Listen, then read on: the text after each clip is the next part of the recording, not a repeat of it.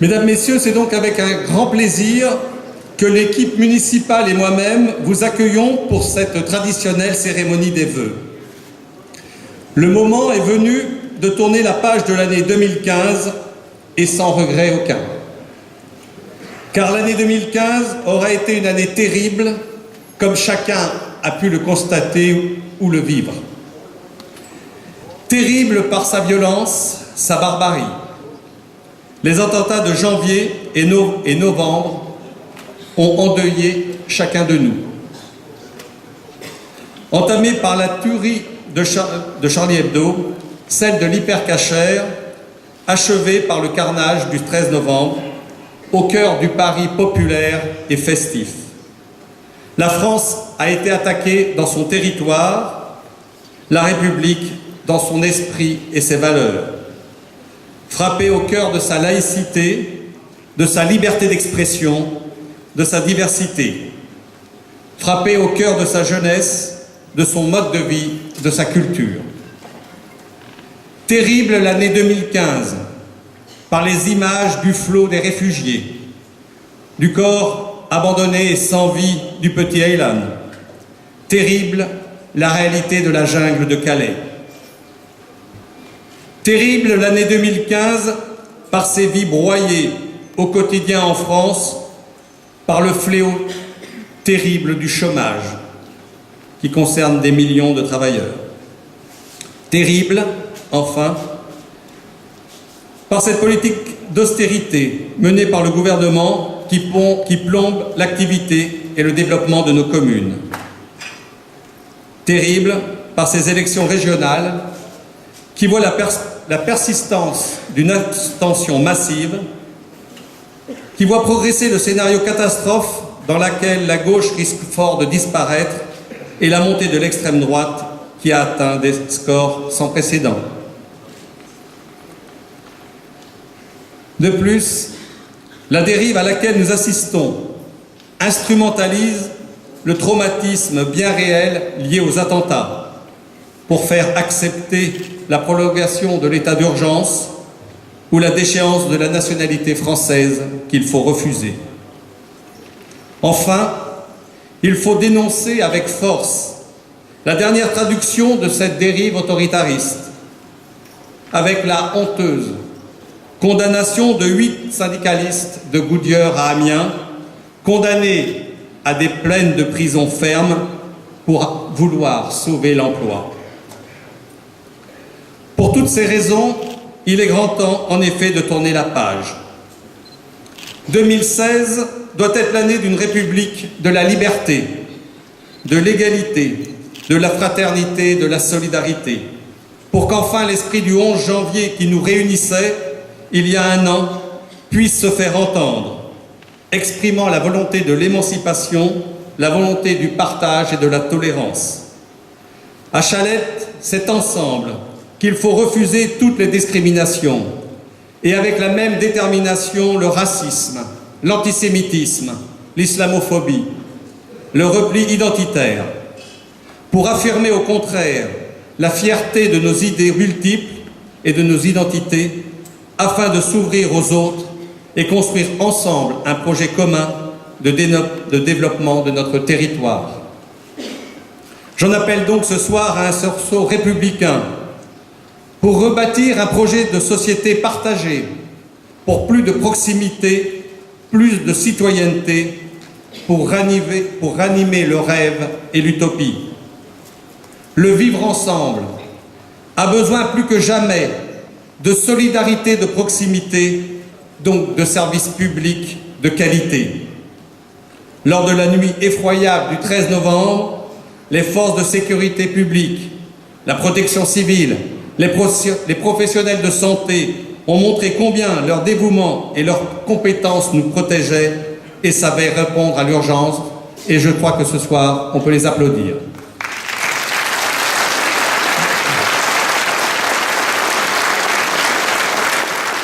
L'année 2015 a vu à Chalette se concrétiser de nombreux chantiers. La rénovation du foyer du Clos, foyer logement. La réfection de la toiture du foyer Marlin. La réalisation des squares Lantara et Ravel dans les quartiers du Lancy et de Kennedy. Le plateau sportif derrière l'école Camille Claudel. La rénovation des panneaux du sentier d'interprétation dans la réserve du Grand Roseau. Enfin, la poursuite des travaux pour que nos concitoyens en situation de handicap puissent accéder à l'ensemble des bâtiments publics. Et 2016 verra la poursuite de grands projets dont vous pouvez avoir un aperçu dans le diaporama qui vous est présenté derrière moi. Derrière nous. Je commencerai par l'étude d'urbanisme du bourg, lancée en 2015. Une réflexion d'ensemble est menée en concertation avec la population, laquelle s'est traduite par des ateliers participatifs et des réunions publiques. 3. Un des principaux enjeux est d'ouvrir la ville sur la vallée du Loing et le canal, en améliorant les liaisons entre les quartiers Est et Ouest, en répondant aux besoins des habitants par la construction d'un ensemble de logements innovants et économes en énergie et l'installation de nouveaux commerces de proximité. Un autre projet qui nous tient à cœur et qui prend forme, notre centre public de santé. Il sera installé rue Marceau à côté de la mairie, répondant aux problèmes de désertification médicale, proposant systématiquement le tiers payant, centralisant une offre de soins complète et de qualité dans un même lieu. Sont en effet prévus 3 médecins et un dentiste. Pour son ouverture est programmée, si tout va bien, en janvier 2017. Pour continuer dans le quartier du bourg, nous avons également la crèche, dont d'importants travaux de rénovation sont programmés. La requalification de la base de loisirs, prévue sur plusieurs années, dans le but d'améliorer les conditions d'accueil et de stationnement sur le site du lac. 2016 verra se réaliser une première tranche avec l'aménagement de la baignade. Ce projet s'accompagne, dans le même temps, de la création de notre nouvelle piscine. En effet, l'ancienne, dont on fêtera les 40 ans dans quelques jours, est devenue obsolète. Cette nouvelle piscine sera édifiée en face de la baignade, rue du Guéobiche, entre la rue du Guéobiche et le BMX. Elle sera plus vaste que l'ancienne et répondra ainsi davantage aux besoins des habitants, aux scolaires et aux clubs sportifs. Le début des travaux est prévu pour la fin d'année, pour s'achever en juin 2018. Nous n'oublierons pas le quartier de Vésines, quartier en mutation. Nous avons en perspective la réfection de la rue Gustave Noury en 2016 et la rénovation de la place de la Commune de Paris en 17 ou 18. La création d'un espace partagé en limitant la vitesse des véhicules à 20 km/h dans le cœur du quartier et en donnant la priorité absolue aux piétons. La ville entend ainsi maintenir et développer une activité commerciale et de services au cœur de Vésines. Une étude sur les aménagements des espaces publics et privés du secteur d'habitat collectif de la Folie est également en vue. Sans oublier la création dans ce quartier de jardins familiaux à l'identique de ceux réalisés cette année au Guéobiche et d'autres également prévus dans le quartier de Kennedy. Et puis, l'autre gros dossier des 3-4 ans qui viennent, c'est après la construction de l'école Pierre Perret à Kennedy et Camille Claudel au bourg, priorité sera donnée à la construction d'une nouvelle école à Vésines. Nous allons poursuivre cette année la concertation entamée en 2015 avec tous les acteurs de la vie scolaire et éducative. Et en cela, nous serons aidés par un programmiste qui nous assistera tout au long de l'année 2016. L'ouverture de cette école est envisagée, prévue pour septembre 2019. Dans le cadre de la rénovation urbaine du quartier du Plateau, l'écoquartier Les Rives du Solin se poursuivra par une deuxième tranche en cours de réalisation. Et je terminerai cet exposé pour l'année 2016 par l'agenda 21, qui a vu sa finalisation par sa présentation au Conseil municipal du 18 janvier. Tous ces projets, mesdames, messieurs, font l'objet d'une exposition que vous avez la possibilité de voir ici dans cette salle, tout au fond, et qui vous permettra d'avoir un aperçu plus détaillé des projets que je viens de vous présenter. Ces projets, évidemment, répondent à notre programme municipal, mais bien sûr, je ne vous cacherai pas qu'il y aura des obstacles devant nous, et nous en connaissons déjà un de taille. Les coupes budgétaires que nous subissons sont sans précédent. Et nous n'avons aucune lisibilité sur l'après 2017, pas plus que nous avons de garantie sur la réforme de la dotation globale de fonctionnement. Ces politiques sont un remède pire que le mal pour les habitants, pour les entreprises du bâtiment et des travaux publics, pour les entreprises et l'économie de proximité. Nous les avons dénoncées avec force, que les maires soient de droite ou de gauche. C'est pourquoi, chers amis, je vous proposerai de participer prochainement, d'ici la fin du mois de février, à des réunions publiques pour vous présenter l'état du budget. L'État diminue nos dotations, alors voyons ensemble comment développer quand même notre ville, l'embellir sans exclure personne. C'est aussi ça la démocratie de proximité, ne renoncer à rien, mettre tout sur la table et trouver ensemble les voies de la réussite. Nous ne pourrons faire cela que grâce à vous, grâce à votre soutien, votre implication dans nos actions communes. 2016 est donc là pour faire avancer notre ville, avec ses habitants, avec l'ensemble des partenaires, avec les forces vives et les talents de nos quartiers. Aussi, je voudrais remercier tous les acteurs économiques, sociaux, éducatifs, culturels et sportifs, toutes les associations qui s'impliquent sans relâche au quotidien dans la dynamique de notre ville. Chacun, je le dis clairement, apporte sa pierre à l'édifice.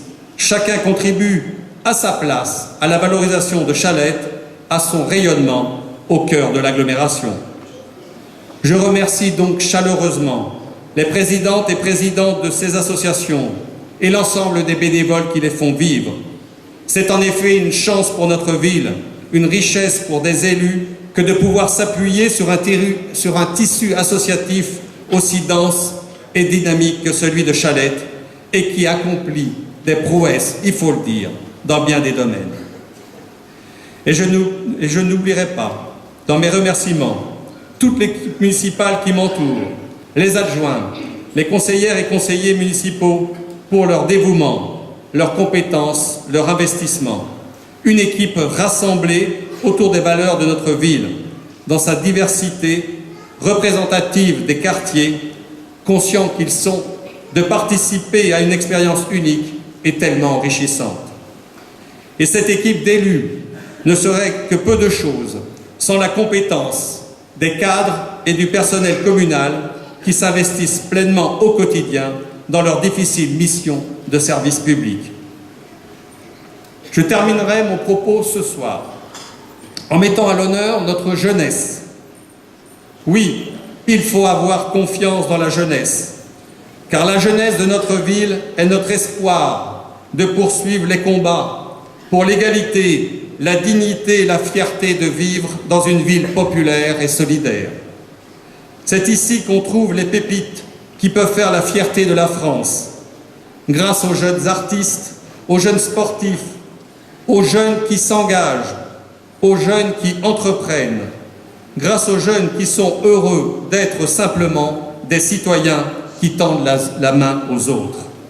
Aussi, j'ai décidé de remettre la médaille de la ville à certains d'entre eux afin de les honorer pour un ou des projets qu'ils ont menés ou sont en train de mener, ou des projets parfois atypiques qui méritent d'être connus afin de montrer que le mot impossible n'existe pas, qu'à force de volonté, d'espoir, de combat et de courage, de solidarité, une issue pour s'en sortir est toujours possible. Et puis, après cette remise, vous êtes invités comme traditionnellement, à déguster le buffet confectionné entièrement par notre équipe de restauration municipale. Je les en remercie. Mesdames, Messieurs, chers amis, qu'il me soit permis de conclure par ces superbes vers du grand poète palestinien Mahmoud Darwish. Je refuse l'esprit de défaite et m'accroche à l'espoir fou que la vie, l'histoire, la justice ont encore un sens. J'ai choisi d'être malade d'espoir. La poésie est fragile, c'est ce qui en fait sa puissance. Si elle tentait d'affronter les tanks, elle serait écrasée. La poésie a la fragilité de l'herbe. L'herbe paraît si vulnérable, mais il suffit d'un peu d'eau et d'un rayon de soleil pour qu'elle repousse. Chers amis, je vous adresse, ainsi que le conseil municipal, tous mes vœux de santé, de réussite dans vos projets à chacun de vous, à vos familles, vos entreprises, vos associations, ainsi qu'à l'ensemble de la population chalétoise, avec une pensée particulière pour les plus démunis ou ceux qui souffrent de solitude, d'isolement, de maladie, et sans oublier les victimes des actes terroristes et leurs familles. À toutes et à tous, une bonne année 2016.